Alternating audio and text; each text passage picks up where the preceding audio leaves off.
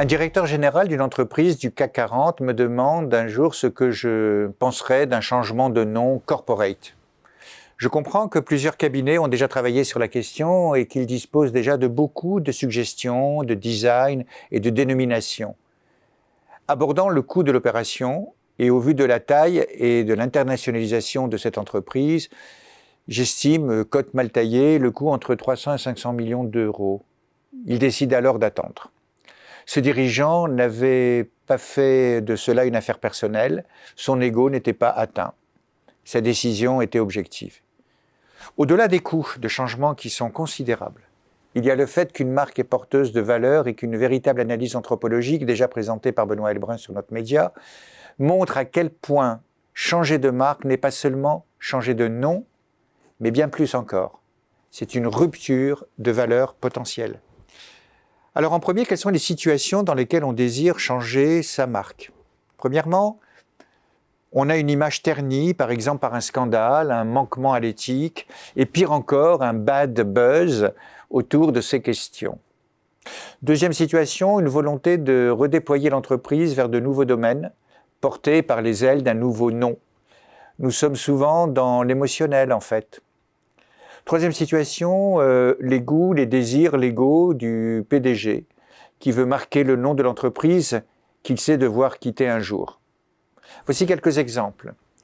On veut un nom pas forcément plus facile à retenir, mais plus amusant. Alors covoiturage, un peu triste, devient Blablacar. Deuxième situation, exemple, un élargissement international. Ce fut le cas pour chèque déjeuner, qui devient Up déjeuner. L'internationalisation du nom n'est pas évidente, déjeuner. Il peut y avoir un exemple de souci d'uniformisation.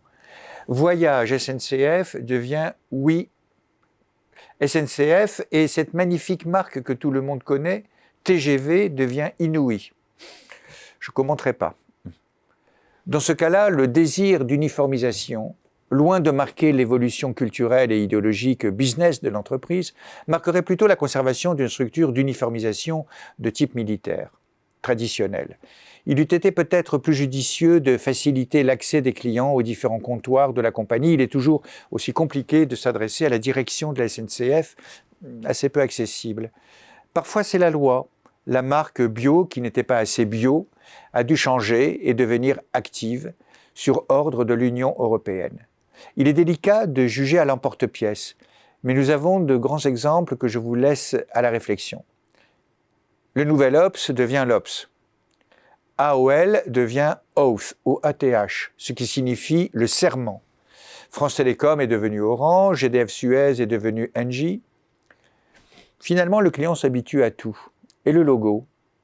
Parfois, la marque est conservée, mais le logo change. Par exemple, pour Android, Zara, Warner Bros., il s'agit souvent d'alléger le logo. Il n'est pas certain que les clients s'en aperçoivent toujours. Bon. Enfin, il peut y avoir tout cela en un seul changement. C'est le cas récent de Total qui devient Total Energy, avec donc conversion de nom, réorientation stratégique et changement de logo. Il faut faire attention à deux choses. En premier, il est important que les salariés soient prévenus avant les médias. En deuxième, au-delà du coût financier, il faut changer tous les documents, etc. Il peut y avoir un coût de l'erreur de recadrage et de perte de lien avec la clientèle. Parfois, le client tient plus que l'entreprise à l'ADN de l'entreprise. Dans ce cas-là, le changement de nom est une forme d'infidélité au client. Vous êtes venu en TGV ou en Inouï pour nous voir ?